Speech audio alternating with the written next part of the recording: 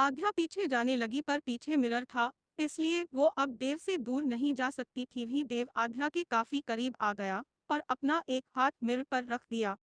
आध्या देव को अपने काफी करीब देखकर घबरा सी गई और देव की आंखों में देखते हुए घबराई हुई आवाज में बोली, तुम बाहर चले जाओ। आध्या दूसरी तरफ से जाने लगी पर आध्या जा पाती इससे पहले देव ने अपना दूसरा हाथ रख दिया और आध्या को घेर लिया, जिससे आध्या की घबराहट और बढ़ गई और वो देव से अपनी नजर हटाकर दूसरी तरफ करते हुए बोली, मुझसे दूर चले जाइए। देव एक टक आध्या को घुरे जा रहा था, जिससे आध्या शत होने लगी और देव ने उसकी अशक्तता देखकर अपनी रौबदार आवाज में बोला, अगर तुमने मुझसे एक अजनबी की तरह बर्ताव किया न तो तुम जानती हो ना कि मैं क्या कर सकता हूँ। ये सुनकर आध्या को गुस्सा आया, जिससे वो देव के चेस्ट पर अपने दोनों हाथ रखकर देव को दूर करने की कोशिश करते हुए बोली, तुम क्यों कर रहे हो ये सब, तुम चाहते क्या हो आखिर। देव ने आध्या के दोनों शोल्डर पकड़कर उसे मिरर के सगरे टेक दिया और आध्या की आंखों में देखते हुए भारी आवाज में बोला, अगर तुमने मेरे साथ किसी के भी सामने बुरा बर्ताव किया तो मुझसे बुरा कोई नहीं होगा, समझी। इतना कहकर देव ने एक झटके से आध्या को छोड़ दिया, जिससे आध्या ने अपनी आंखें बंद कर गहरी सांस लेते हुए कहा, तुम ऑलरेडी मेरे साथ बहुत बुरा कर चुके हो, अब क्या करना चाहते हो। देव जो बाहर जा रहा था उसने अपने कदम रोक लिए और अपनी आंखें बंद कर लेता है। वहीं आध्या देव के रुकने पर आगे कहते हुए बोली, क्यों कर रहे हो तुम मुझसे शादी, आखिर मैंने क्या बिगाड़ा है तुम्हारा। ये सुनकर देव जैसे जम सा गया और उससे वो सब याद आने लगा जो वो याद नहीं करना चाहता था।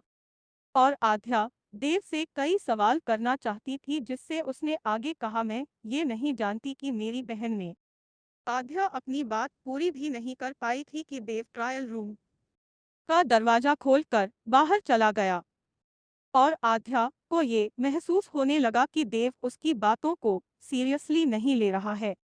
उन देर भर शॉपिंग करते हुए रात हो गई थी और घर जाने में तकरीबन 3 घंटे लग सकते थे, इसलिए सभी ने वहीं पास में ठहरे एक होटल में रुकने का मन बनाया था। होटल में रूम ज्यादातर बुक थे पर देव और राहुल की पहचान से मुश्किल से उन्हें 3 रूम मिल गए। 3 रूम में से एक रूम देव ने अपने लिए लिया था, बाकी सभी एडजस्ट करना था। एक रूम में लड़के रहेंगे तो दूसरे रूम में लड़कियां, ये तय था।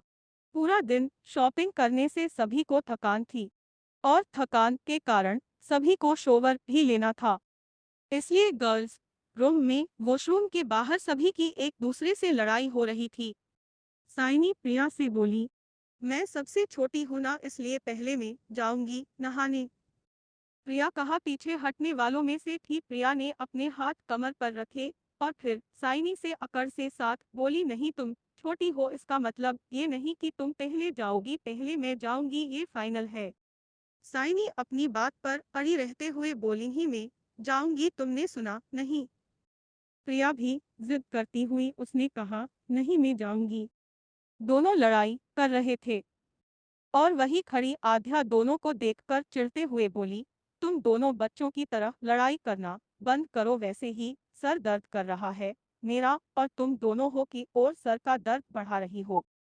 प्रिया आध्या से साइनी की शिकायत करते हुए बोली, देखो ना ये साइनी मुझे नहाने जाने नहीं दे रही। साइनी ये सुनकर जवाब देने वाली थी कि इससे पहले आध्या बोली, पहले मैं नहाने जाऊंगी, उसके बाद जिससे जाना है चले जाना। प्रिया आध्या को मना करती हुई बोली, नहीं तुम यहाँ नहाने जाओगी तो देर हो जाएगी और हमें डिनर करने में भी लेट हो जाएगा, इसलिए तुम देव जीजू के रूम में चली जाओ, वैसे भी वो पूरा एक रूम लेकर बैठे हैं। आध्या प्रिया को घूरने लगी और फिर वॉशरूम की तरफ बढ़ते हुए कहने लगी, नहीं इसकी जरूरत नहीं है, मैं यही ठीक हूँ। आध्या इतना कहकर दरवाजे के पास जाने लगी पर वो दरवाजे तक पहुंच पाती इससे पहले सोम्या वॉशरूम के अंदर चली गई और दरवाजा लॉक कर दिया था।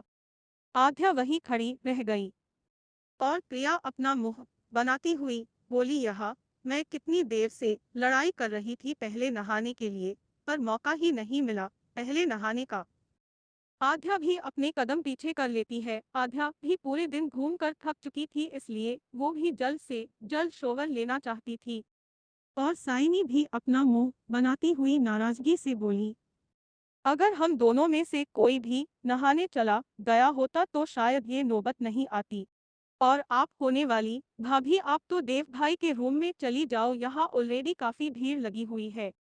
प्रिया ने भी कहा, हाँ चलो तुम, वैसे भी हम वहाँ नहीं जा सकते, पर तुम तो उनके रूम में बिना झिझक के जा सकती हो बेपरवाह। प्रिया आध्या को बाहर ले जाने लगी और आध्या अपना हाथ छुड़ाती हुई बोली, अरे क्या कर रही हो तुम, छोड़ो मेरा हाथ, मैं कहीं नहीं जाऊंगी। आध्या मना करती रही, पर प्रिया आध्या को बाहर लेकर आई, फिर आध्या से शरारती अंदाज में कहने लगी, अब जाओ और देव जीजू के साथ ही तुम नाह लेना। इतना बोलकर प्रिया दरवाजा बंद कर देती है और आध्या जल्दबाजी में दरवाजे को नोक करती हुई बोली, प्रिया दरवाजा खोलो तुम। पर अफसोस कि आध्या के बोलने का कोई फायदा नहीं हुआ। रुहासी होकर वही सामने के दरवाजे की तरफ देखने लगी और फिर दरवाजे की तरफ घुरने लगी। तभी आध्या को याद आया कि उससे देव से काफी कुछ पूछना है और उसे अपने सवालों के जवाब चाहिए। यही सोचकर आध्या के चेहरे पर गुस्सा आ गया, फिर वो गुस्से में देव के रूम की तरफ बढ़ गई। आध्या देव के रूम के सामने जाकर खड़ी हो गई और उसने गहरी सांस लेकर दरवाजे पर नोक करने लगी। दरवाजा अंदर से लॉक नहीं था, जिससे देखकर आध्या ने हल्के से दरवाजे को धक्का देकर खोल दिया और फिर दबे कदमों के साथ वो रूम में आई। रूम में रोशनी कम थी, सिर्फ लैंप से आ रही हल्की पीली रोशनी रूम में थी और रूम का माहौल काफी शांत था।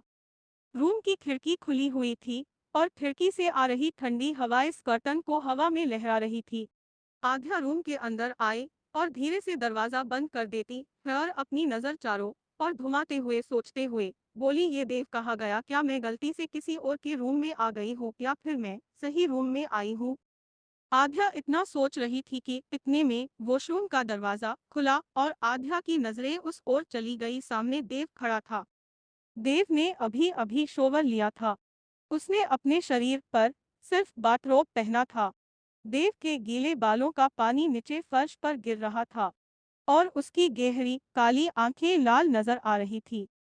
देव आध्या की तरफ सवालिया नजरों से देख रहा था, मानो वो आध्या से पूछना चाहता हो कि तुम यहाँ क्यों आई हो और किससे पूछकर आई हो।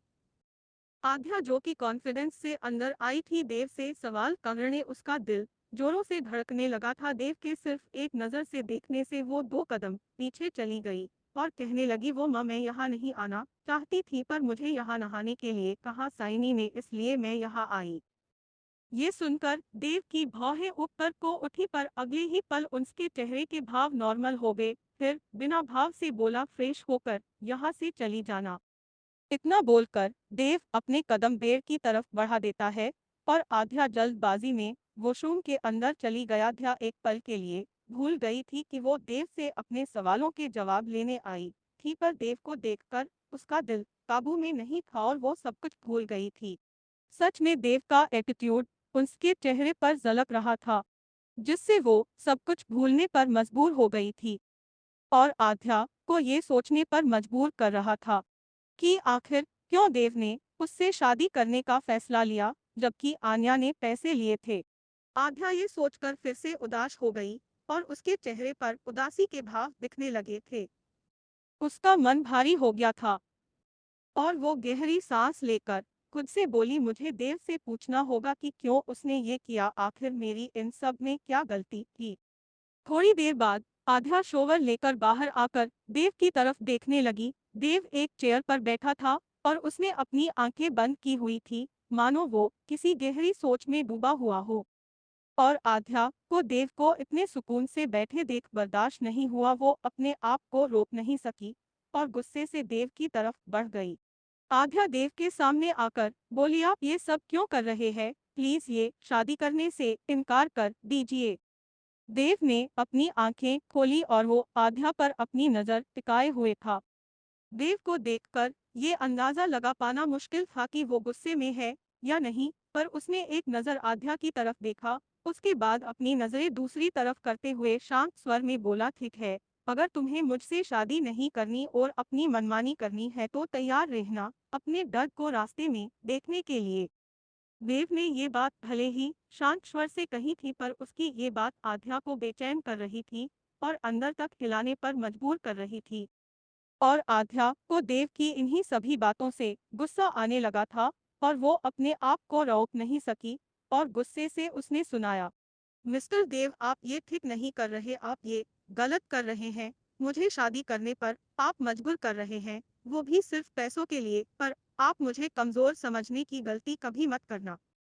देव, जो कि अपने आप को शांत रखे हुए था, उससे आध्या की बातों ने गुस्सा दिला दिया और देव गुस्से से चेयर से उठकर आध्या की कलाई को पकड़ा और अपनी तरफ खींचता है, जिससे आध्या देव के काफी करीब आ गई और देव ने उसकी ठुड्डी को पकड़कर आध्या की आंखों में देखते हुए बोला, मुझसे दोबारा से उलझने की तुमने कोशिश की तो मैं तुम्हारा वह हश्र करूंगा जो तुम सोच भी नहीं सकती।